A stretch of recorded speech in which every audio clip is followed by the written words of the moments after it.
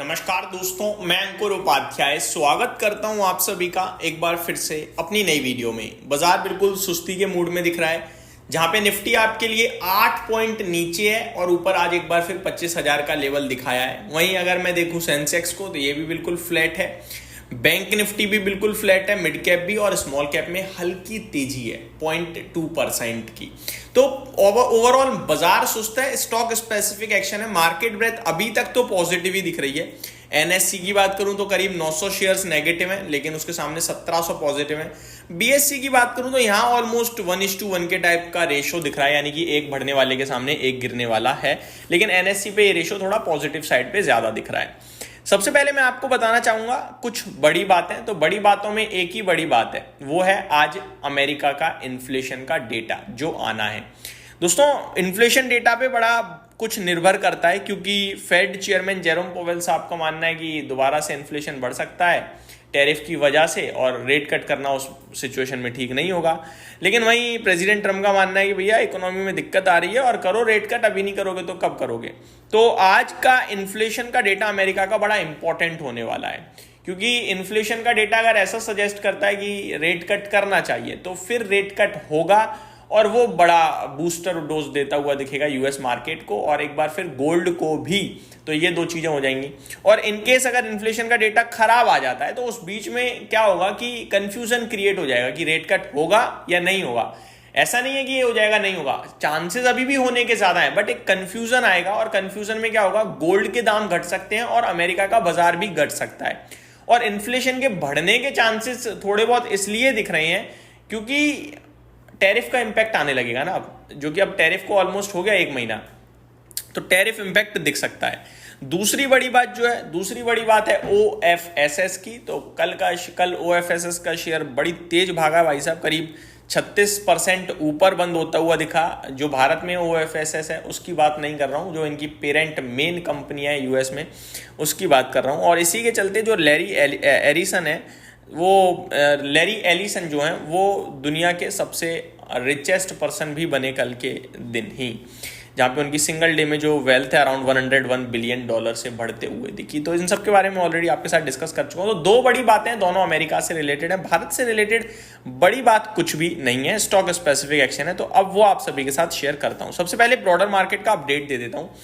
Nifty, media, energy, PSU banks, ये हैं sectors जो आज बाजार की तेजी को लीड कर रहे हैं। वहीं गिरावट आईटी, ऑटो में देखने को मिल रही है, मामूली सी। आईटी में थोड़ी ज्यादा है 0.8% की, और बनता भी है 2 दिन में 6%। अगर इंडेक्स भाग जाएगा तो 1% की गिरावट कोई बड़ी बात नहीं है। इन्फोसिस का शेयर सबके रडार पे होगा, 1.5% नीचे ट्रेड कर रहा है अभी। आज बोर्ड मीटिंग है बायबैक को लेकर, बायबैक आएगा, डिटेल सामने आएंगी, मैं आपके साथ जरूर टाइमली शेयर करूंगा। बाकी आज आईटी इंडेक्स में टीसीएस को छोड़कर सब लाल निशान में है, सब में गिरावट देखने को मिल रही है, 1.5% से लेकर flat to negative type situation है। ऑटो इंडेक्स में लगातार दूसरे दिन हल्की प्रॉफिट बुकिंग टाइप है, कोई खास बड़ी गिरावट नहीं है, फ्लैट टू नेगेटिव आप कह सकते हो। बाकी pharma, mid cap, select, financial services, Nifty bank, FMCG index बिल्कुल फ्लैट है, कुछ नहीं कर रहे हैं ये। मेटल में 1.5% की तेजी है, रियल एस्टेट में 0.4% की तेजी है। बाकी पीएसयू, एनर्जी और मीडिया में अच्छा एक्शन देखने को मिल रहा है। आज का टॉप गेनर है जुपिटर वैगन, 5% ऊपर है, मॉर्निंग में तो 8% ऊपर था, ऑर्डर्स के दम पर एक्शन में देखने को मिल रहा है। एनएलसी इंडिया में अच्छी तेजी है, कोचिन शिपयार्ड एक्शन में है, जीएसपीएल में तेजी है, एनएचपीसी में तेजी है।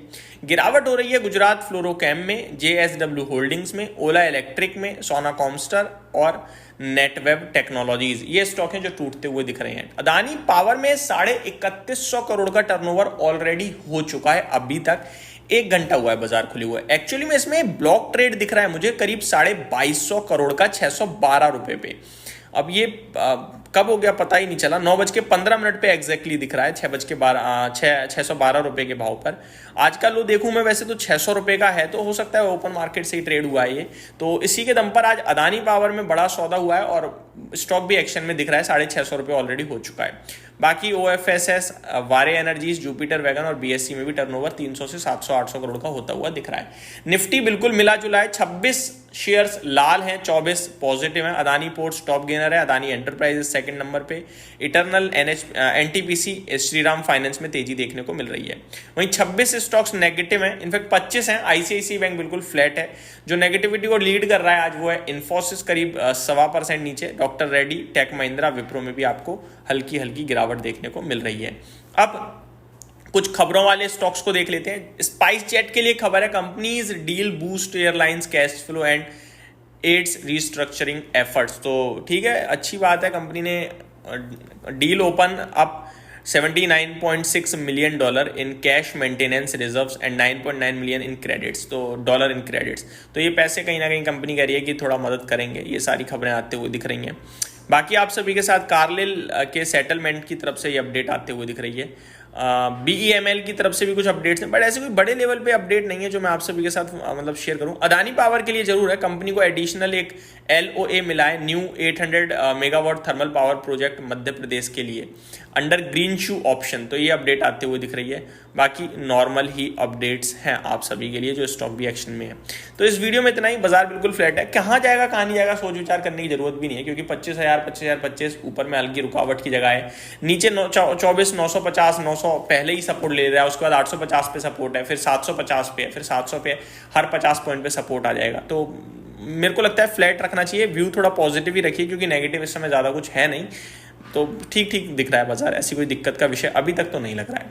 यहीं समाप्त करता हूँ इस वीडियो को। Thank you so much for watching this video. Have a great day guys.